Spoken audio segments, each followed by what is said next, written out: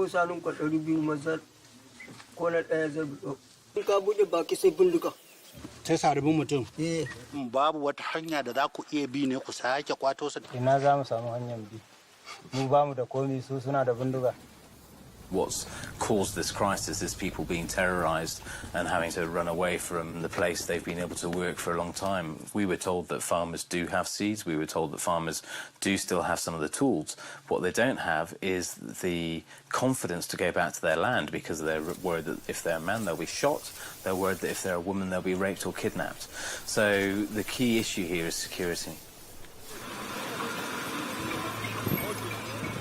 Although the Nigerian military has recaptured and garrisoned some larger towns, the northeast's breadbasket remains a free fire zone. Much of the food production infrastructure, granaries, markets, wells, is in ruins. Rebuilding it will take months, if not years. Northeast Nigeria borders Lake Chad, a vast inland sea supplying fresh water to about 70 million people in 4 countries. Fishing forms an integral part of household economies in the region. But since the insurgency, Boko Haram has controlled fishing by demanding a tax from those plying their trade. As a result, many fishermen have fled, choking off the once thriving industry. Most are reluctant to talk openly about the insurgents, fearing reprisals. A shakka babu, 'yan Boko Haram sun kasara wannan sana'ar tamu gabaki ɗayanta. Domin ka kula duk tafkin Chadin nan gabaki ɗaya duk wani mu'amala da ake yi wato biyo bayan kifi ne. Watanni 4 na shekara wanda an fi kama kifi a cikin su irin watannin zafi.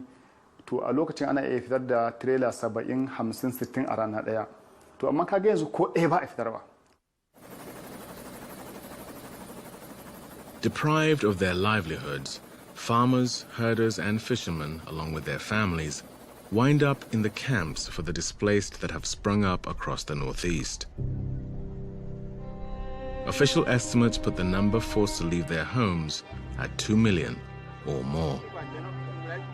For years, the lack of security kept many humanitarian agencies from entering the region. Now that more military are present, they are returning to learn that the crisis is much worse than they predicted. I think a lot of humanitarian aid workers are saying that they didn't realize the situation was that bad. Some have described it as famine-like conditions.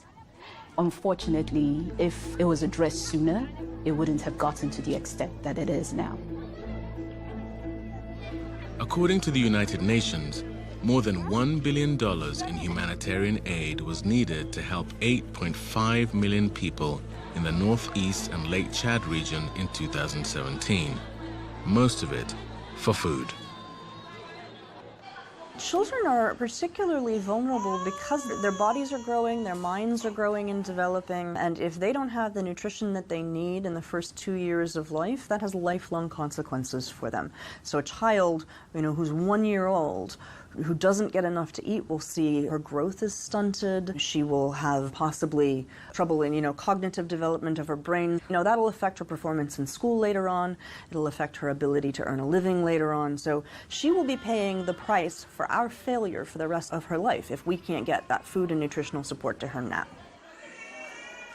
Without continued aid or a rebound in agriculture, Nigerians may be on the edge of famine for years to come. The emotional and psychological damage of the war has deep consequences and may pose the most difficult challenge of Nigeria's recovery. Ba mu da sani a lokaci daya bokwaran suka shiga cikin garinmu suka fara kashe-kashe ba mu da labarin komai ranar Asabar misalin karfe 9. Kanin mama na guda 3. Mijin kani na guda 1. Guda 4 a take sun kashe. Muna zama a wurin sun kawo wani mutum sun yanka shi a idonmu. After 8 years of war, these stories have become all too common. When we're coming out of insurgency, it's one thing to rebuild homes. and to rebuild hospitals and to rebuild schools. But the most important thing is to rebuild people. Dr. Fatima Akilu leads the Neem Foundation, a non-profit that is taking on the country's psychological reconstruction. The work focuses on Nigerians who are homeless, suffered violence and trauma, or who were captives under Boko Haram. By sharing their stories, they help heal one another. Our main objective is to hear their experience. We want to share our experience together so that we can see how we can support ourselves. What we're looking at is their mental health status, their post-traumatic stress disorder needs, depression, anxiety, insomnia, psychosomatic symptoms. These group sessions run for a month to build trust. Counselors help with translation. The left, anytime she remember her son, she can't sleep because she didn't even see the body of her son. One woman told of losing multiple family members. When there was one attack in Maiduguri here, a suicide bomber came to where they were staying, and that was how her husband was killed. That she has a younger brother too. Boko Haram killed him.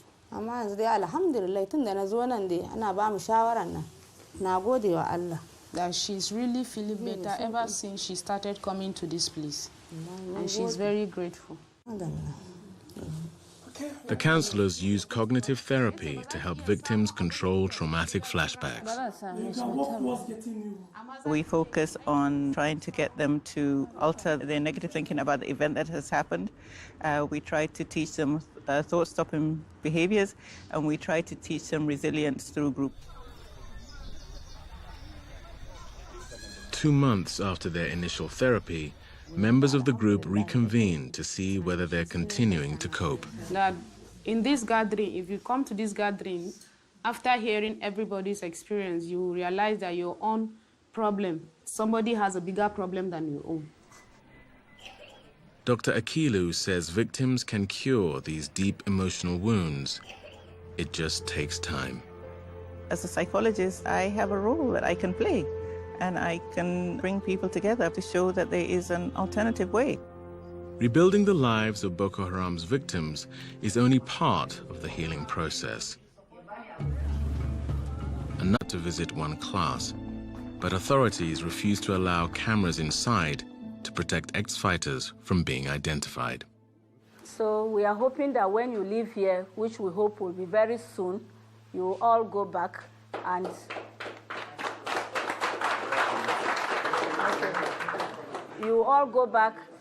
all the skills that is being impacted now, you will use them to the benefit of your families and to the benefit of Nigeria.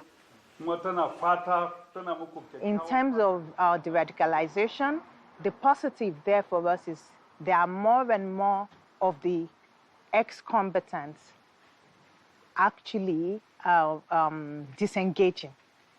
Disengagement is key. So I'd admonish all of you to take this program very, very seriously. There is a debate about whether de-radicalization works or is appropriate. Among those who took part in Dr. Akilu's initial program was an imam who joined Boko Haram in its early stages, then ran itself. And even including the chief imam, they had memorized parts of the Quran, but without context. A lokacin akwai wasu malamai da suke ziyartar mu. To sai akwai program ne musamman nake jin gwamnatin tarayya ta shirya wanda nake jin ta tura shi zuwa ga to yayi tasiri da yawa daga cikin wayanda aka kama su suke hannu. Duk a lokacin da aka sake mu din ba wani mutum ɗaya da yanzu ce maka mutum ɗaya da yanzu ya koma ya je linkin da wayannan mutane. But whether such success can be repeated on the scale that's needed is unclear.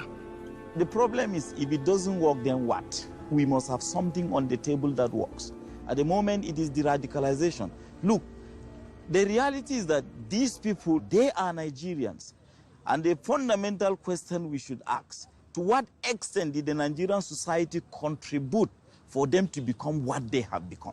And what should the Nigerian society do to get them back to living normal lives?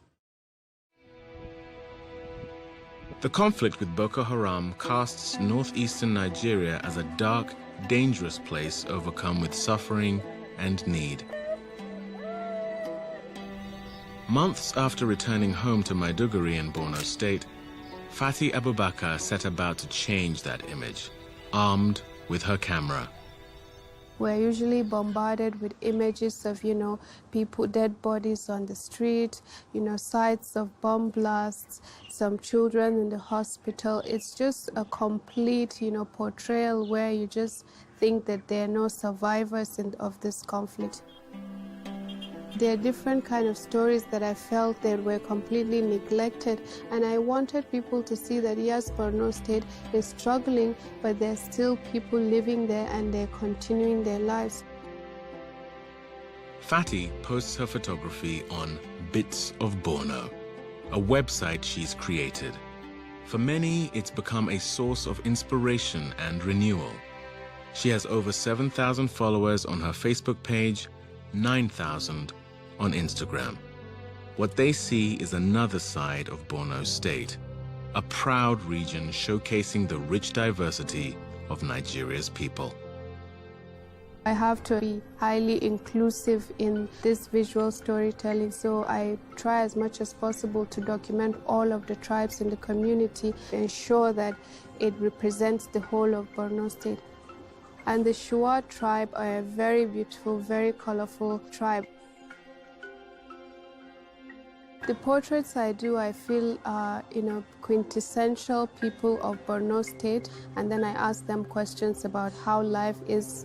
And then when I do a lot of the interviews, I transcribe and then I post the images on social media together with the narratives. In her regular job, Fati works as a communications officer for UNICEF.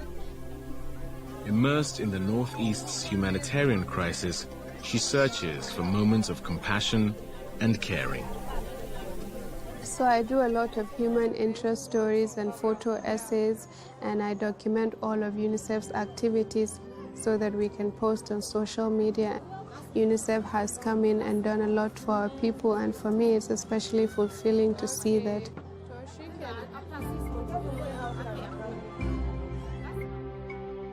She's journeyed to areas where the war left its scars, looking deeper to document how people have survived the insurgency.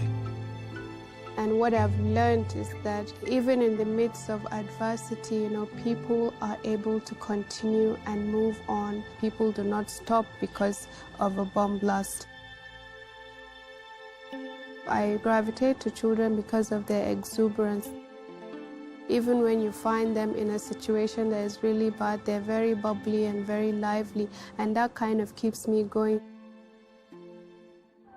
I photograph a lot of street children and homeless children as well, and a lot of children that are escaping Boko Haram.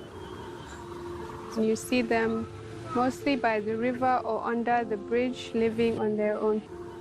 But for these children, usually you kind of feel traumatized by their experience. You would wish for them to have a great future, but it will take a lot for them to have the kind of life that you would want for them.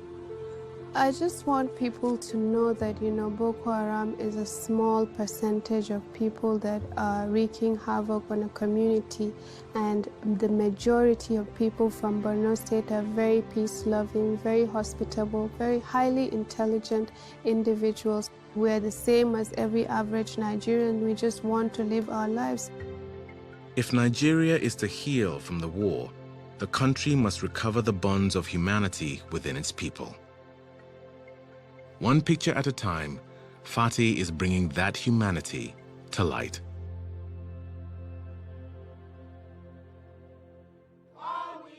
Three years after Boko Haram kidnapped the Chibok girls, Buki Shonibare is still campaigning for their release. She posts photos on social media marking the days of their captivity, unwilling to let their plight fade from public memory. Even during her daily routines, the girls are never far from her thoughts. Thank you. My major fear is by the time we have these girls come back, inevitably so, at least for the number that can come back, what life would they live for the rest of their lives?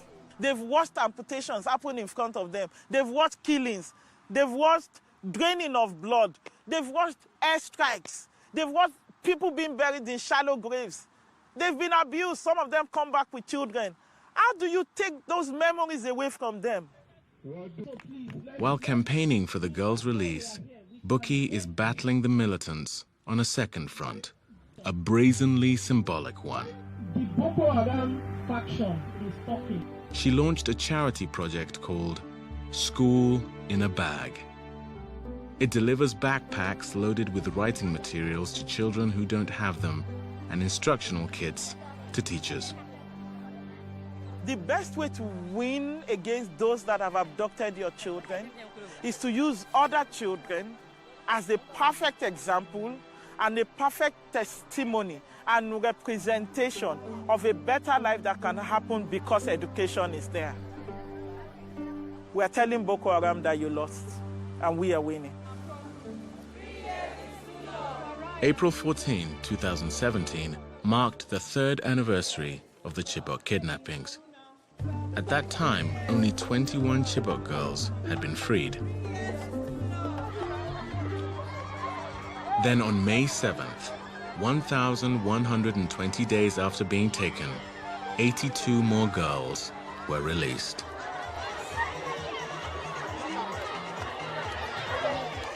Elation erupted at Unity Square in Abuja, where Bring Back Our Girls campaigners have kept their long protest vigil.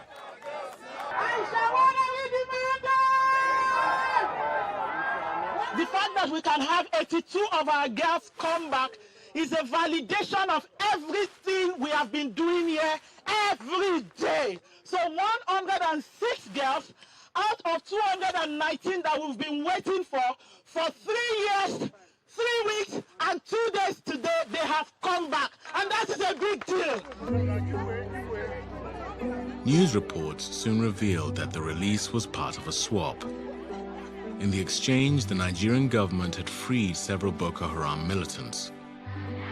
But for Bukky, no price is too high to pay for the girls' freedom. For the girls, it means life to them. There was a life they had before they were abducted. They were going to school. To them, it means I am coming back to civilization. I am coming back to life. I can breathe. I can sleep with my 2 eyes closed. What does the future hold for Nigeria? The future of Nigeria is actually not as bleak as people make it to be. I think it's really very important to understand that Boko Haram is not Nigeria, and Nigeria is not Boko Haram. After 8 years of conflict, some 20,000 dead, and millions of lives disrupted, how does the nation move forward? So we've got to remake our society. We've got to have justice. We've got to have inclusion. People must feel part of the state. There must be many platforms and spaces for youth to self-actualize. There've got to be other paths that children can feel that they can contribute to society. In a country so rich in diversity, tribal, cultural, language, religion, a core humanity survives. One thing I've found with Nigeria is that sometimes the country pushes itself to an edge, and at that edge, it pulls itself back, and things move. You know, someone told me a joke and said, it always seems as if the edge of uncertainty is Nigeria's comfort zone. When you think things are going to crumble, it always comes back together. And I think it's really the people in Nigeria. There is this can-do spirit in Nigeria. There's this spirit to thrive. There's this spirit to overcome the impossible in Nigeria.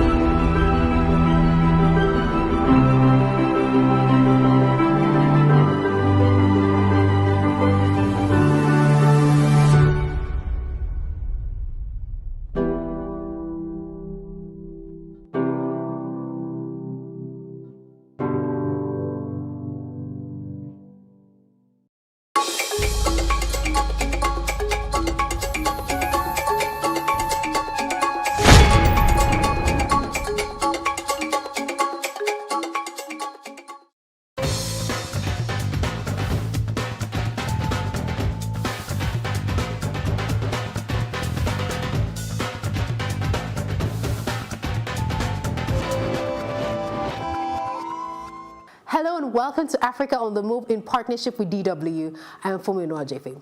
Today, we'll be focusing on how people on the continent are taking care of their environment. In Kenya, someone initiated the plan of trash for cash. Every Monday, Jeffrey Baluzi, age 26, combs the beach as part of a cleanup crew from the Watamu Marine Association. Each time, they pick up about 4 big sacks of plastic waste. They're paid the equivalent of €4 a day. That means they earn €16 a month. That's not very much, but they're all happy to do this work. Jeffrey has been part of the crew since its inception. My main intention was just to change the environment itself, because since the environment was different here, there was a lot of taka, and this was dangerous even to the sea creatures. So that's what brought me here, in fact. They bring the trash to a recycling center run by the organization, not far from the beach. Shakushi Lewa helps sort the trash. He lives on the grounds of the recycling center. They separate hard and soft plastic. Part of it is given to local artists and women's associations, which make flip-flop sandals or window screens to stop insects from getting into houses. The hard plastic is the organization's cash cow. It brings in the equivalent of €7,000 a year. The recycling center has acquired a new shredder. Soon it will be able to handle plastic not just from all of Watamu, but from another nearby community. Jeffrey thinks they'll be able to shred about 20,000 kilos of hard plastic, more than double their present capacity.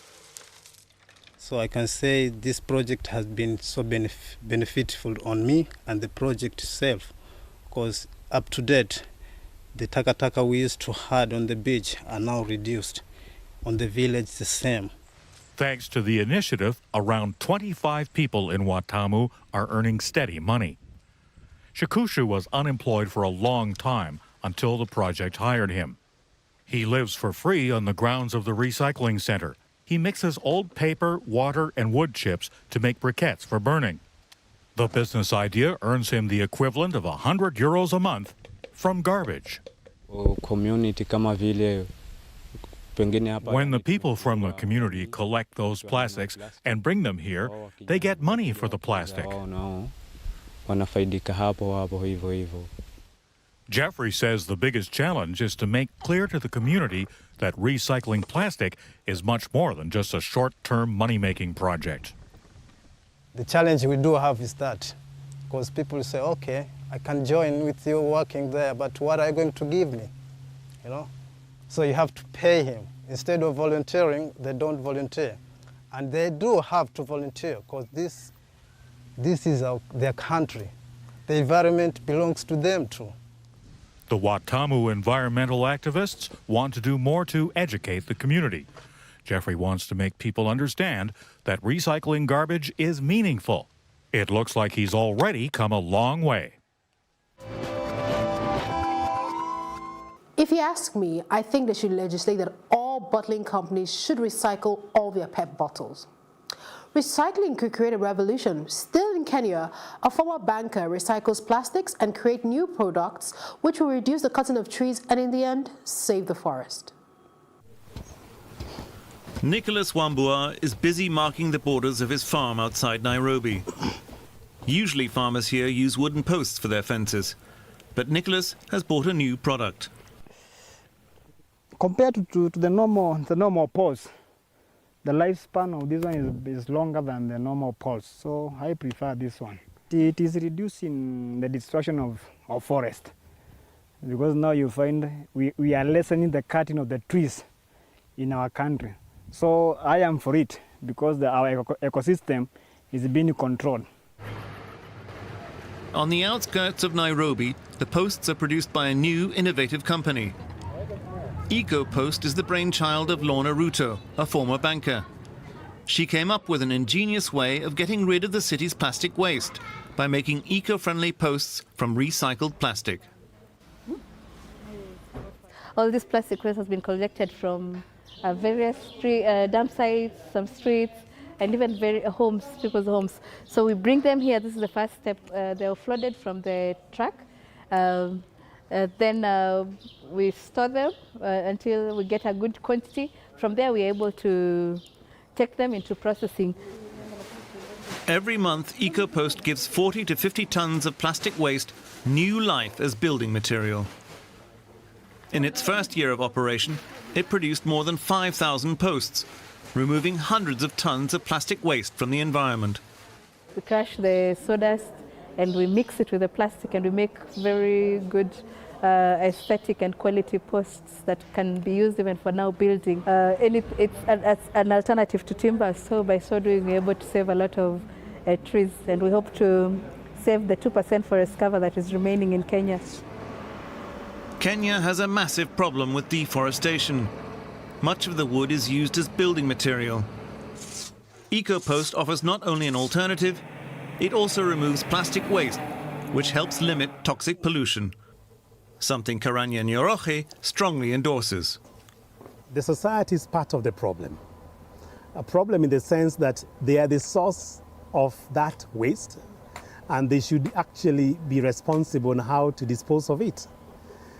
If there is a market, and that market generates 2-3 tons every day of waste plastic, then the market should have regulatory guidelines on how to recycle whatever they generate.